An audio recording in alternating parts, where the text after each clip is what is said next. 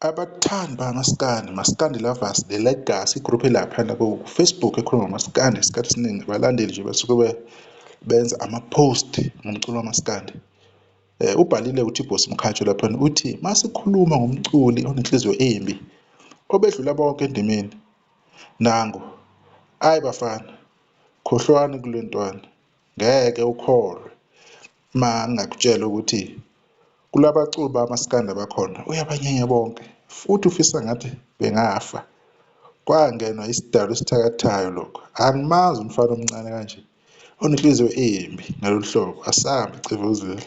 Hheyi, kwazwamsukela umuntu usikweleti angabe wenzeni. Uye-ke lo mfowethu obhale le ndaba le, iposti-ke eshelwe nawo usikweletu laphana-ke ku-Facebook wakhe.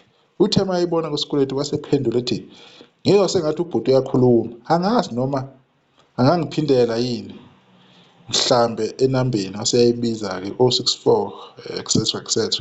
Wasethi mhlambe ngiphendule kodwa ngithola kule namba nimazise uma ecela ngimphendule esho ukuthi ngimphendule ngayiphi indlela athanda ngayo.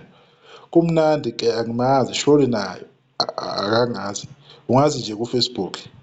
Kanti-ke ngiyamnaka umuntu mfowethu, yathi makudlula noma i-hour nje wabuya uSikweletu wathi lo mduduvu ulula kakhulu mfana, nazi ezakho wena uhlala eDurban eJacob Hostel, usebenza e-Albany naseMontclair Station, ulula mfana kakhulu, ufana noTyler. Ngithe vela ngala imthinte kakhulu-ke uSikweletu kule ndaba. Bafowethu angifuna ukuqamba amanga le nsizwa ukuthi imgaqaze kanje. Bafowethu asiyekeni ukuthuka abaculi, lento yokuthuka abaculi hlale seyikhuza. Lo umhlaba mncane, izwe lincane, umuntu wahlangana naye emcimbini or anywhere lapha eSouth Africa akubone futhi ukuthi uwena. So lento ihlale ikhuza ukuthi asehlise izinga lokuthi sithuke abaculi bakithi, isidingo salento ayikho. Lento le isihamba isikhathi eside isiyisihlava. Umaskandi awusafani nakudala lapho kwakubhokwa khona, kubhokwana nje isikhathi eside, umuntu nje umnembe abone nathi hayi loya mlandeli wanginemba. Manje sesi-personal kakhulu ukuthi bese kwenzenjani aze athi unenhliziyo embi asazi.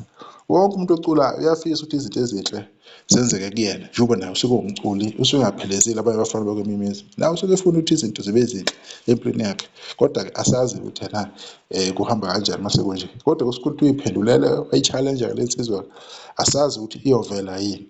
Kodwa uma usunakwa kanje akumnandi. Le nsizwa uthola ukuthi ingoduso ney'ngane inabantu bakubo bafowabo mase lokhu beyinephuza kanje emagruphini akumnandi. Lento kuyaba nesigaba lapho omunye umuntu ulahlekelwa umsebenzi phambilini, kodwa kuya ngathi sisafuna ukuthi abanye balahlekelwe umsebenzi. Uma bekubika ikhampani osebenza kuyona kuzoba mnandi yini? Angeke kube mnandi, kuyoba ngathi manje usethela inhlabathi ephalishini lakho. Nawe mlandeli uthela inhlabathi ephalishini lomculi, the way osuke ukhuluma ngakhona. Asizameni bafowethu ukuyiyeka lento le, ngihlale ngiyikhuza, akekho umculo ofanele ukuthukwa.